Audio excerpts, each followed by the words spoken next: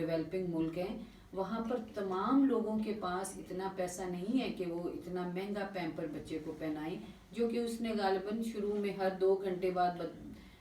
خراب کرنا ہے یا اس کو دوبارہ سے بدلنے کی ضرورت پڑ سکتی ہے۔ تو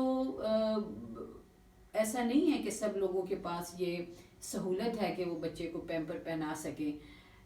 جو بچے کم سے کم پیمپر پہنتے ہیں ان کو جو سکن کی ڈیزیزز ہیں یا جو جلد کی بیماریاں ہیں وہ کم لگتی ہیں،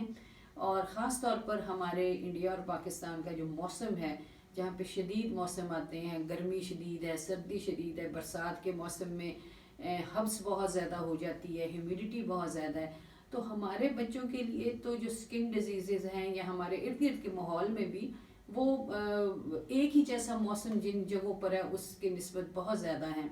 تو سکن کی ڈیزیزز جو ہیں وہ کم سے کم لگتی ہیں۔ اس کے علاوہ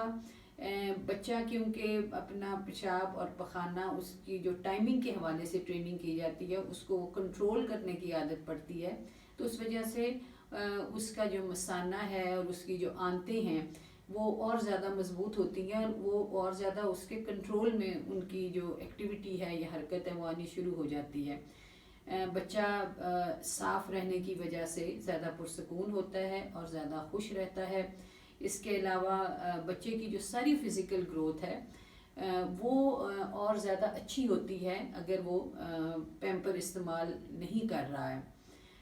خاص طور پر لڑکوں کی جسمانی جو گروتھ ہے اس کے حوالے سے ان کو اور زیادہ فائدہ یا بینیفٹ ہوتا ہے۔ اس مہنگائی کے دور میں اتنا پیسہ پیمپرز کے اوپر لگانا، کیا یہ سمجھداری کی بات ہے؟ انہی پیسوں سے بچے کی خوراک کو بہتر کیا جا سکتا ہے۔ یہ ضرور ہے کہ ماں کے لیے یا ارد گرد کے لوگ جو بچے کو سنبھال رہے ہیں ان کے لیے تھوڑی سی مصروفیت زیادہ ہو جائے گی، ایکٹیویٹی زیادہ ہو جائے گی، لیکن آپ دیکھیں کہ اس کا فائدہ بچے کو کتنا زیادہ